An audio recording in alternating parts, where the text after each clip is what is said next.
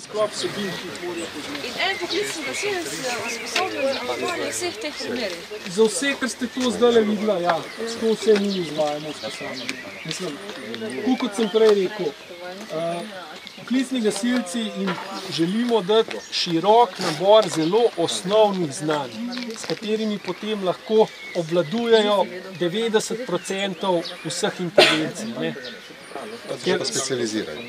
Pa dobro, specialistične usposabljanja pa potem prihaja nazaj. Recimo vrno tehniko imamo specialistično usposabljanje, zelo je priznano tudi pri vojski, policiji, ker tudi hodijo k nam, pa tudi kakšni gorski pa jamarski reševalci, pač da vidijo naše postopke dela, da se seznanijo.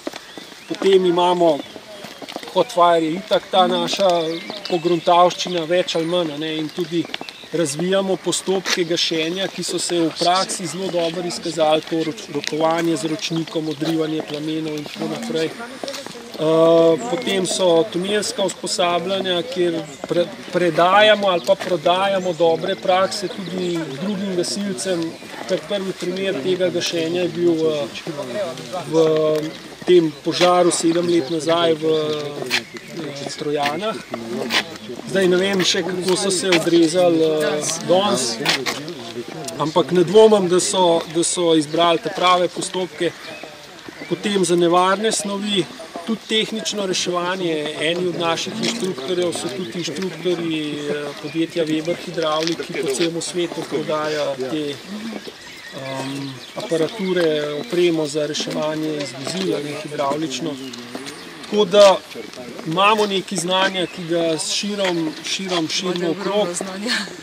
Jaz pravim, da en del znanja nam te zunanji inštruktorji prinesejo noter, ker večino je zunanjih inštruktorjev, pogodbenikov. En del pa znanja ustvarimo tukaj na teh simulatorjih, kjer lahko probamo v različnih scenarijih in okoliščinah postopke in jih izpilimo do popolnosti in potem ta znanja inštruktorji prenašajo v svoje enote, te, ki z nami delajo, in pa tudi tečajniki, ki hodijo na različne usposabljanja. Tako da nismo čist klasična šola. No, ste vi padli tam kje kaj, pardon, ko prekinjam, jako dajo skozi. Nismo čist klasična šola, ampak smo bolj kot neki med šolo pa inštitutom ali pa nekim razvojnim centrom. Ker te simulatorji, ki smo jih tukaj zgradili, so pač želeli ali ne, so vse naše avtorsko znanje. Ne.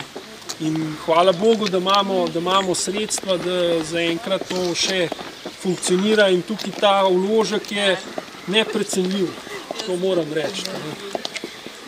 Tu je pa bazen, kjer se usposabljajo držači, iz vode, in vsa voda se steka potem v isti bazen, baja tam. In noter so ribe, tako da ne onesnažujemo vodo, tudi gor pa je. To so naši prvi indikatorji, zmer vsak ponedeljek po vajku soboto grem dol pogledati, če kakšna riba krpno plava. In še ena anekdota, ko je bil še Bogataj poveljnik, on je bil tudi ribič, enkrat isto tako prije na en obisk in vedno je hotel, da ga peljem k bajerju. In greva tle dol in že nadaleč vidijo skrajno, tam se oni usposabljajo, tam oni, pravi, a dol je pa ribe za hrbtno plavanje, pravim kakšne.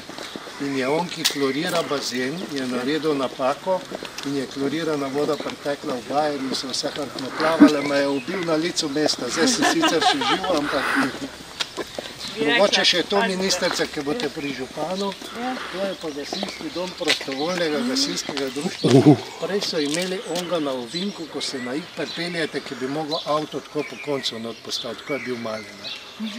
Pa so šli pa v drug ekstrem, kam ogradili, so ga zvlekli tle dol, da je postavili.